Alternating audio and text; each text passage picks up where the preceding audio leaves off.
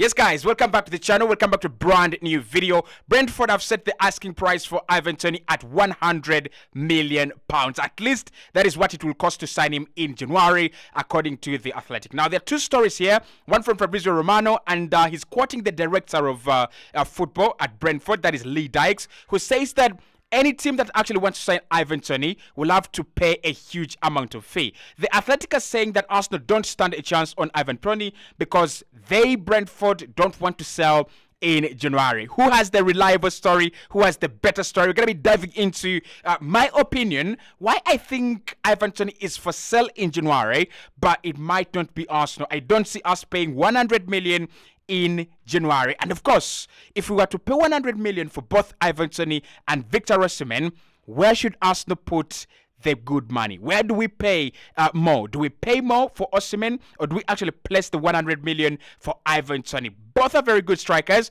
but under the same conditions, under the same price tag, I might actually go for the African. But of course, let's dive into it in the comment box below. I want your thoughts. I want your opinions. First and foremost, do you think Arsenal should spend 100 million on Ivan Toney? A striker was gone 8 months without playing football, and also in January as well. Is it very risky? Is it the deal for us to win the league and win the Champions League? Probably. We've ever signed Aubameyang in January, and that actually turned out to be very, very good a deal, okay?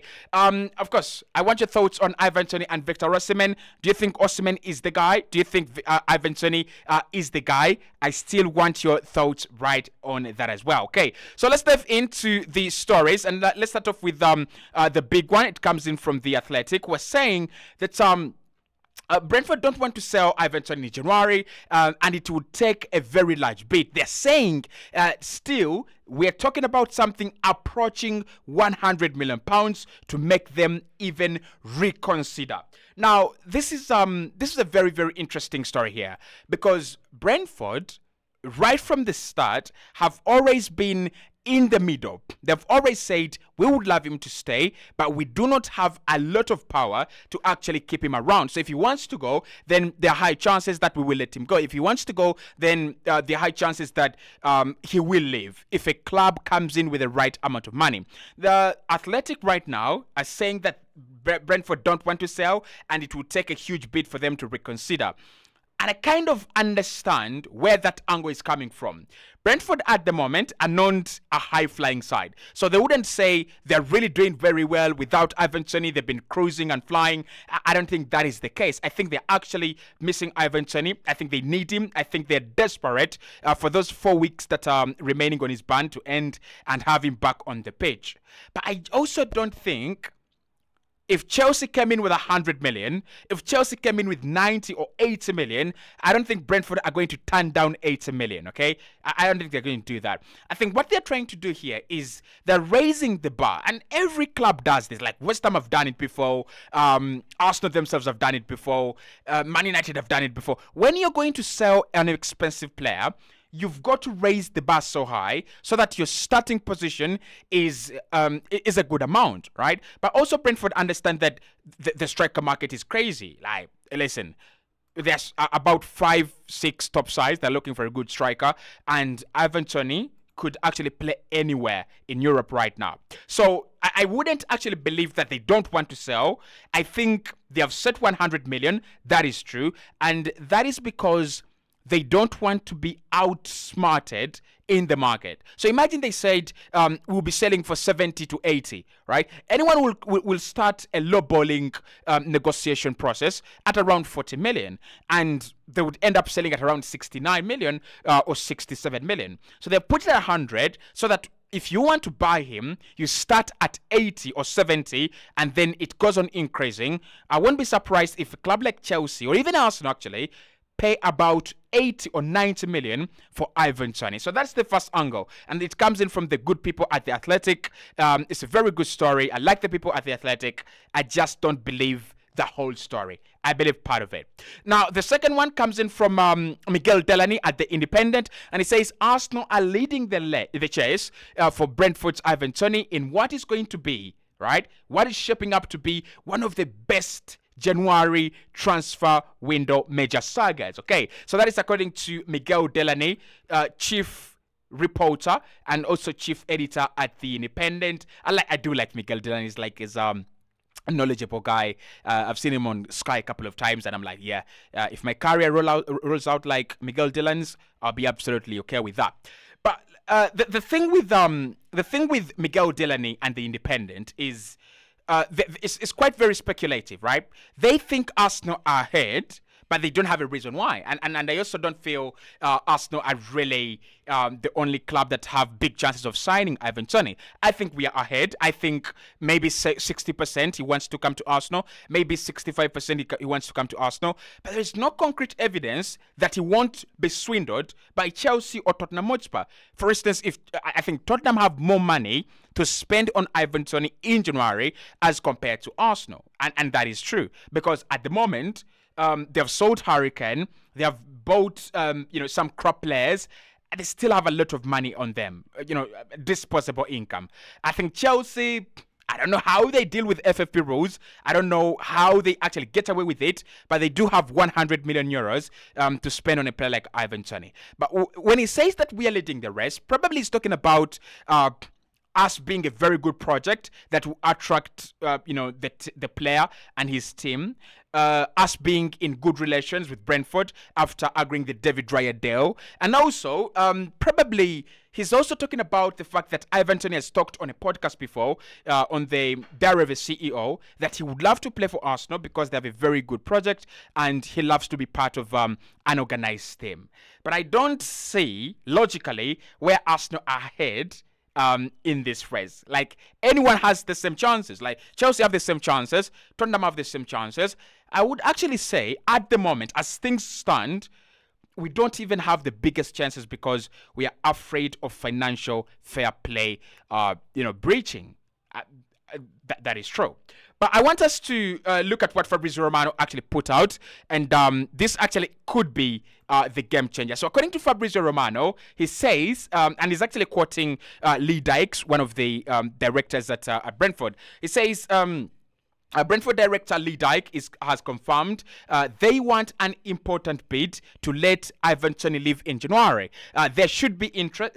He says there should be interest, and maybe when the time comes, very, very shortly, that Ivan Toney moves on to another club. And he says that they will have to pay a decent transfer fee to acquire his services because of his talent, right? And he says, I am so excited to have Ivan Toney come back because I see him out there training and he is some player. It looks like he was never away. Now, these are two interesting statements. One of them comes from the director at Brentford, and the other comes in from the Athletic. So the Athletic are saying, well, Brentford don't want to sell, and that's why they're setting 100 million. The director, Lee Dykes at Brentford, says, listen, we will sell, right? There will come a time shortly when he moves on to another club, but that will be for a significant fee. And that's why I don't believe the Athletic. I think they're jumping onto conclusions, right? They are my go-to source when it comes to reliable content to give you guys, but they are actually jumping onto conclusions that are unnecessary at the moment. I don't understand why they would put out that they don't want to sell. I would maybe understand why they wouldn't want to sell, but I don't understand why in the hell of journalism would the Athletic say Brentford don't want to sell. It's weak journalism. Lee Dykes has put out a statement saying that there will be coming a time shortly when we have to part ways with Ivan Toney, but it will be for a decent amount. So why then report that Arsenal don't stand a chance? Why do they report that this deal is off? So one or two takeaways. First and foremost, the deal is not off. I'm not taking that. The deal is not off. Arsenal will be there. Maybe financial fair play breaching will actually affect our pursuit of the player, and I would understand. I would really understand if Arsenal went, we cannot actually buy him because we are afraid of breaching the rules, right? I would understand that, but anything other than that, I don't think Ivan Toney's deal is off at the moment. So 100 million then, guys. 100 million. Let's talk about it. 100 million is not a lot of money to a club like Arsenal. We can boast about that right now.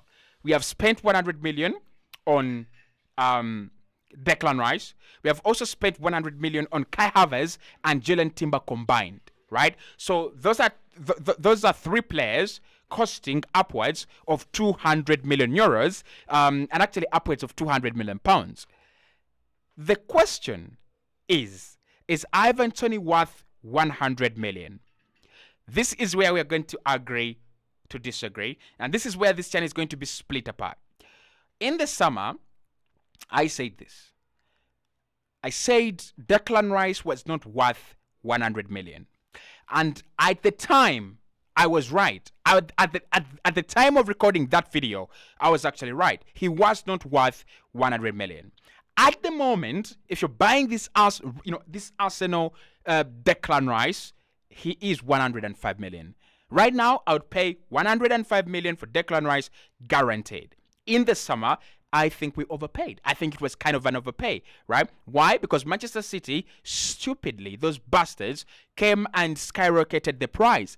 If Manchester City are out of the picture, if the likes of Bayern are out of the picture, which is actually never going to happen, of course, we would buy him at 90 or 85, okay? So, Ivan Toney, I'm sorry, my boy, you are not 100 million. So you're telling me that Brentford have thought a guy who has not played football since when, right? Since last campaign, 8 months into the season, he has missed 19 or 20 appearances, or even 21 appearances, for the first part of the campaign, is worth 100 million. You're saying that this guy, because he scored 20 goals last campaign, with around 6 penalties, he's worth 100 million. Come on. It will be an overpay. And if Chelsea go and pay 100 million for Ivan Toney and he flops, it's going to be the worst disaster they've ever made. If Arsenal pay 100 million for Ivan Toney and he flops, it will be our worst disaster that we have actually ever done. So for me, Ivan Toney, realistically, 60 to 77 million. Yeah, 60 to 77 million. I would consider 80 million. Under these conditions. Number one, if Arsenal have an obligation to buy and we get him in January on a loan deal. So that is kind of smart business. You get him on loan first, and then you have an obligation to buy him in the summer for 100 million. So for 80 million. I would consider that. The other way I would consider it is if Victor Osimhen agrees a deal with another club before Arsenal actually go and sign Ivan Toney. Brentford have to understand one or two things. The transfer market and the striker market right now is in their favor. We agree. But it is not in their favor for long, right? At the moment, there are around 2 or 3 strikers that if they are sold, the price will drop. The price for Ivan Toney will drop. So at the moment, if Chelsea agree a deal for Victor Osimhen, or if Arsenal agree a deal for Victor Osimhen, Chelsea sign Gyökeres at Sporting Lisbon, and Girassi agrees a deal with another club. Where will Ivan Toney go? So the price drops, right?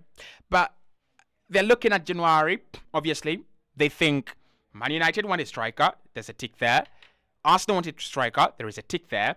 And Chelsea want a striker. There's a tick there. How about we go 100 million? Because they know Brighton almost made 100 million in last January from Moises Caicedo. It was nearly happening, right? So I don't know what's going to happen. But for me, 100 million is kind of big, huge, and an overpay for Ivan Toney. So Ivan Toney or Victor Osimhen for 100 million. This is where Brentford have actually shot themselves in the foot. Who would pay 100 million for this guy who has not played football in a long time and leave Victor Osimhen, a guy that has been on fire last season, and he is still banging in some goals and is still contributing to Napoli, and he's still playing some good football? I think most clubs are going to think about paying 100 million for Victor Osimhen. He's been active, and there is nothing to deal about. There is nothing to be afraid of, gambling issues and all that, right? So he has a clean slate. He has a clean record.